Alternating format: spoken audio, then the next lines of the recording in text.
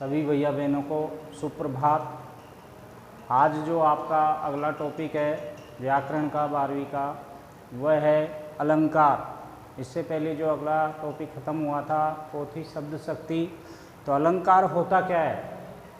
अलंक यानी होता है शोभा, कार यानी धारण करने वाला। तो शोभा करने वाला या धारण करने वाले को अलंकार कहते हैं। और अलंकार का मतलब होता है आभूषण। अलंकार का अर्थ होता है आभूषण।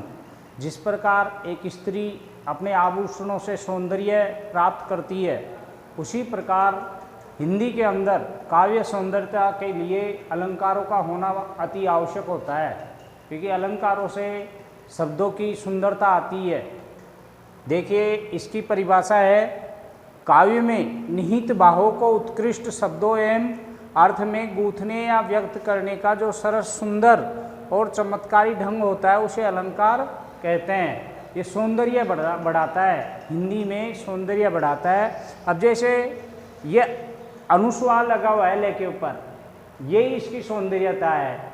यदि ये नहीं होता तो अलकार हो जाता, अलकार। इसलिए ये अलंकारों से वाक्य की या शब्दों की सौंदर्यता बढ़ती है, और वो जहाँ पर होता है वहीं अच्छा लगता है। अलंकारों के मुख्य रूप से 3 भेद होते हैं, इनके भी उपभेद होते हैं। जैसे घर में दादा होता है, दादा के बेटे होते हैं, बेटों के फिर उनके लड़के होते हैं, वो पोते हो जाते हैं। इसी प्रकार इसमें मेन मुख्य प्रकार से 3 भेद होते हैं, जो उनके उपभेद में अपन को जो परीक्षा में आता है उनके उपभेद में से ही आता है, जिसमें 3 भेद है। पहला शब्दालंकार, दूसरा है अर्थालंकार, और तीसरा है उभय अलंकार। अब इनके उपभेद अब ये बताते हैं आपको। आपका जो शब्दालंकार है पहला, उसके उपभेद है पहला अनुप्रास।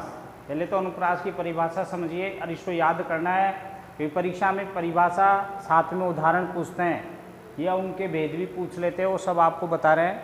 परिभाषा है जहाँ एक या अनेक वर्ण 2 या 2 से अधिक बार एक ही क्रम में रखे जाते हैं, अर्थात वर्णों की आवर्ती होती है, बार बार वही वर्ण आए अगले शब्द में बार बार वही वर्ण आए, तो वहाँ अनुप्रास अलंकार होता है।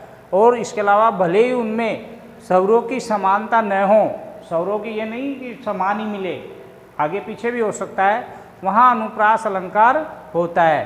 अब इसका एक उदाहरण समझिए। जैसे भगवान भक्तों की भयंकर बुरी भीति भगाइए, इसमें एक वर्ण बार बार आ रहा है। जैसे भय, इसके अंदर भी भय, यहाँ पर भी भय, ये भय, ये भय, ये भय। ये भय कितनी बार आ गया? 1 2 3 4 5 6 शुरुआत में।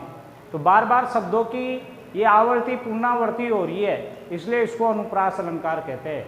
ये परिभाषा के अनुसार ये आपको तुरंत समझ में आ गया होगा कि जहाँ पर वर्णों की बार बार आवर्ती होती है वहाँ अनुप्रास अलंकार होता है। जैसे भगवान भक्तों की भयंकर बुरी भीति भगाइए, तो इसमें भय वर्ण बार बार आ रहा है, तो ये आपका अनुप्रास अलंकार हो गया।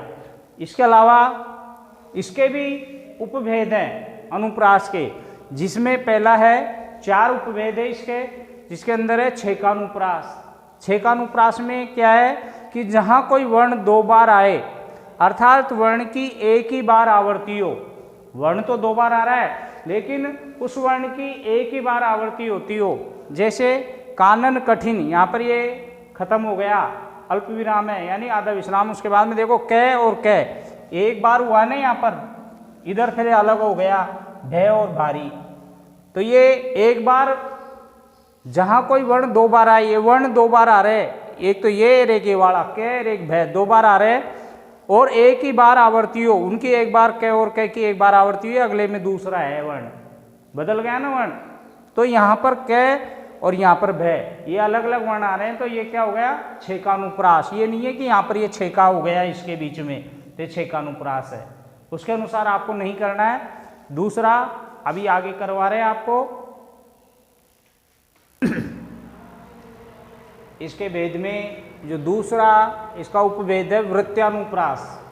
वृत्यानुप्रास में क्या है? जहाँ वर्ण 2 से अधिक बार आए, जहाँ वर्ण 2 से अधिक बार आ रहा है। जैसे एक पूरा वाक्य है, इस वाक्य में विरति विवेक विमल विज्ञाना, तो इसमें व ये व, तो दो से अधिक बार आ गए ना, यहाँ दो तो यही हो गए, दो से अधिक, और उससे पहले था वो अलग अलग था, दो वर्ण, उसके बाद में अधिक अलग वर्ण आ रहा है। यदि अलग वर्ण आता है तो वो कौन सा था, छेकानुप्रास। लेकिन इसके अंदर दूसरा वर्ण बार बार दो से अधिक बार आ रहा है, विरति विवेक विमल विज्ञाना, तो ये वृत्त्यानुप्रास अलंकार हो गया। तीसरा है श्रुत्यानुप्रास, जहाँ एक ही उच्चारण स्थान वाले अधिक वर्णों जिसमें बिल्कुल अलग अलग आए, जैसे तुलसीदास, सीदत, निषदिन, इसके अंदर जैसे भी ऐसे नहीं आएगा, बिल्कुल सारे शब्द ही अलग अलग होंगे, कहीं भी कुछ नहीं दिखाई देगा।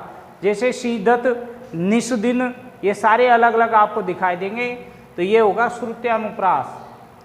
जो चौथा है अंत्यानुप्रास, छंद के अंत में, जैसे आप रामायण पढ़ते हो या दोहा पढ़ते हो, मंगल भवनीय मंगलहारी त्रिभुव सुदशरथ अजिरबी हारी, उधर भी मंगल भवनीय मंगलहारी, इधर त्रिभुव सुदशरथ अजिरबी हारी, दोनों में हारी और हारी आए ना, दोनों शब्दों में, दोनों वाक्यों के अंदर। जैसे एक ये वाक्य है, इस छंद के अंत में सौरों की आवर्ती हो, जैसे तज प्राणों का मोह आज सब मिलकर आओ, मातृभूमि के लिए बंधुवर अलख जगाओ। यहाँ पर इन दोनों का स्वर एक जैसा सुनाई देगा छंद के अंत में, वो होगा आपका अंत्यानुप्रास अलंकार। आज ये अनुप्रास अलंकार का टॉपिक समाप्त हो गया। धन्यवाद।